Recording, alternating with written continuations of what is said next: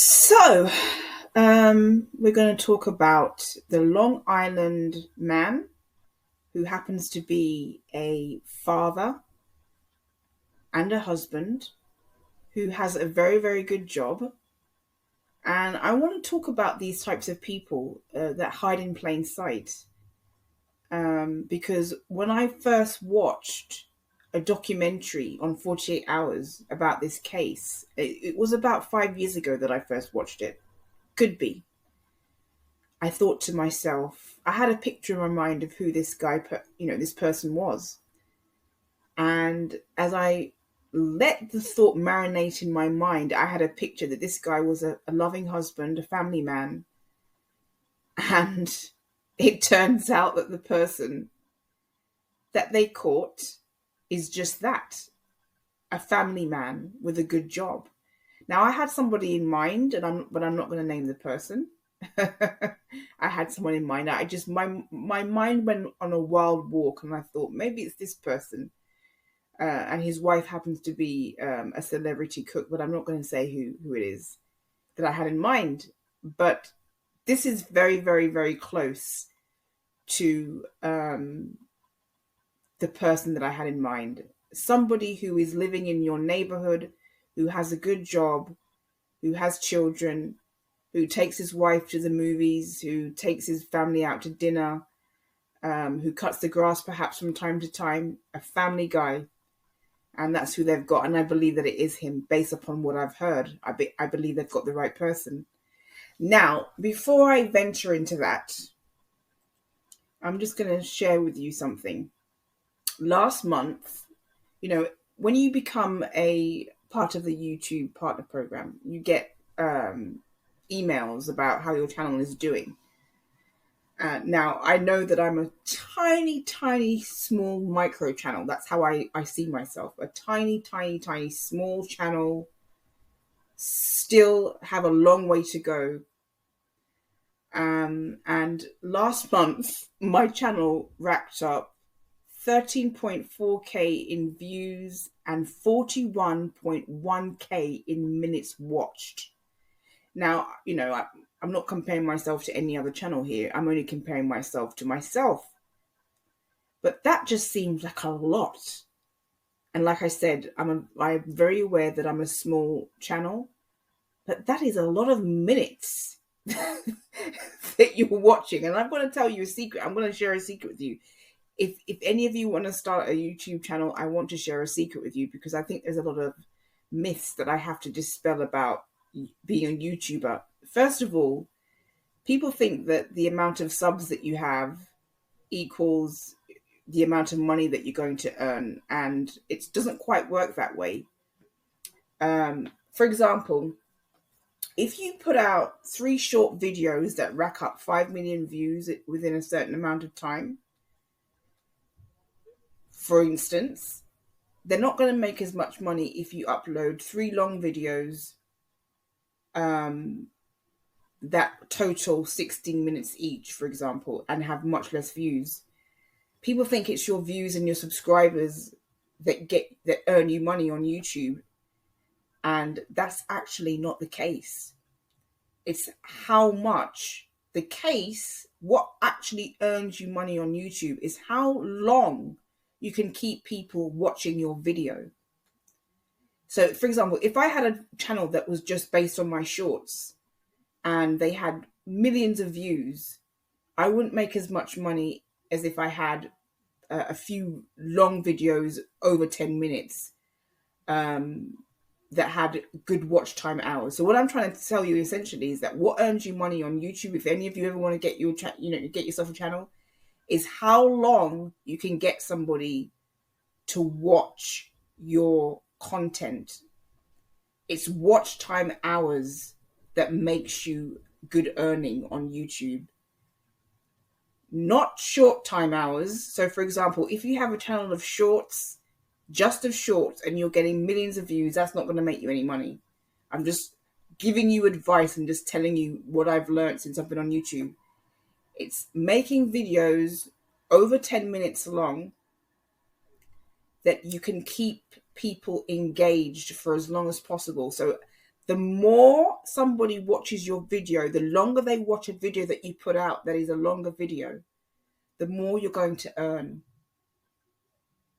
That's how it works. It's watch time hours. It's not the subscribers you have. Now, like I'm not saying that subscriber count is not important. Subscriber count is important. If you've got 500,000 subscribers, for example, and a lot of those subscribers and people from the outside, because it's not just your subscribers that watch your content, if you can get those people to keep watching your video for 10 minutes, for 30 minutes, for 15 minutes, you're going to earn a lot. And you're going to earn more than somebody who has less. But it really is, and this is what I want to get drilled into your heads, guys. The key is to make videos that people will keep watching for as long as possible. That's how you get your revenue on YouTube.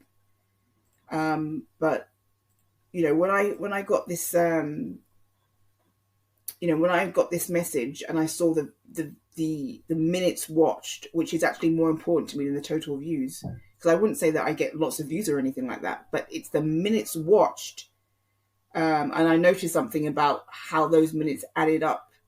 It's the minutes watched, 41.1K minutes watched. It's that's important, your watch time. So any of you want to start a channel, make sure that you understand it's your watch time that's going to earn you money. Not the amount of views you get as such, not the amount of subscribers, but how many people you can keep engaged for a longer period of time on anything that you put out.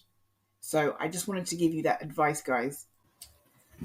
So this is some advice that I'm giving you. For example, if you had a shorts channel that had, I know somebody who has a shorts channel. He has over 200,000 subscribers and millions of views on that channel, but that channel doesn't make any money, as opposed to another channel that he's got lots of long videos on that makes him a lot more money.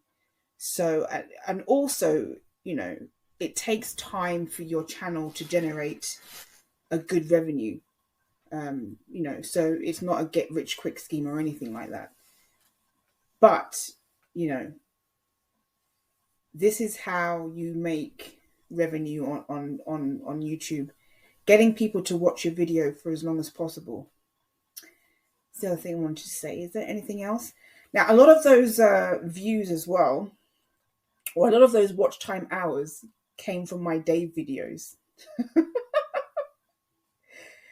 Those came from my Dave videos, and I'm just being honest. So, I don't know if he's going to be too pleased about that.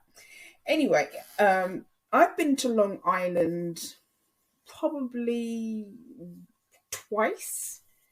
It is quite an affluent area. It's an affluent part of New York. And, it's in the suburbs, really. One of my favorite TV actresses called Susan Lucci lives there. She's an icon. She's a legend. She was a popular character on the TV show All My Children. So, Long Island is a place of affluence. And it's also a place where, when this started happening, this started happening, I think 10 years ago, where people were turning up on this stretch of land, this stretch of beach. And it's been a mystery for quite a while. I've always said, if you want to get to know a person, particularly a man, look at their laptop, look at their searches, look at their computer, look at their searches, look at their phone, look at their searches. That's how you really get to know a person. Look at their searches. Look at what they think about. Look at what captivates their mind and keeps them up at night. So Rex Heuermann is 59 years old. He's an architect, an architectural consultant. He's been living in Long Island since childhood. And, he did an interview on for YouTube, or he did an interview that was put on YouTube. And he looks and comes across like your average Joe, your average everyday guy, father, kind of cuddly looking, teddy bearish looking, and very, very normal.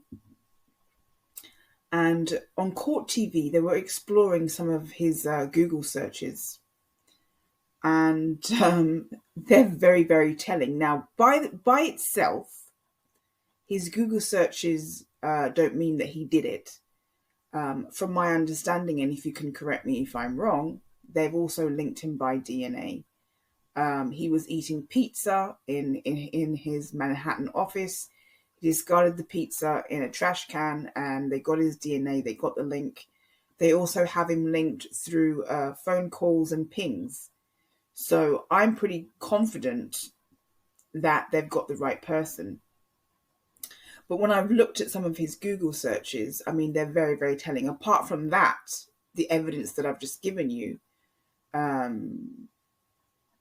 America's 5 most notorious old cases, launched Gilgo Beach investigation task force, inside the Long Island SK Gilgo Beach. A lot of these things are very telling. And look, I'm very much tempering what I say here because, my channel is monetized. And I want to make this content advertiser friendly. They go deeper into his Google searches and find that he was searching for other more, how would I say it?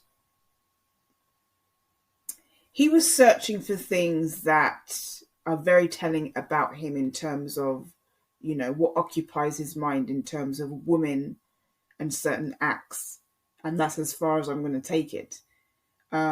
So when you have DNA linking this guy, possibly DNA, from a discarded pizza box, you've got phone pings, and then you've got these Google searches. I would say that they've got a pretty good case. I don't know about you, but I would say that they've got a pretty good case. But the thing about him and what I witnessed in his interview is that he really does come across as very, very benign. And I think that's the thing that troubles me the most when it comes to some of these cases, that the people who do these things are the people next door. They're the type of people that will open the door for you.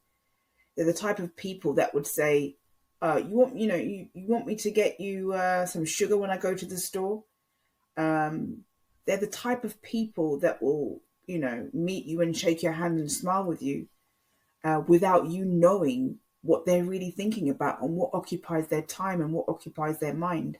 Like I just said, you can find out a lot about somebody, not by having dinner with them, but by actually looking through their laptop, looking through their computer, looking through their phone. That's how you find out who someone really is.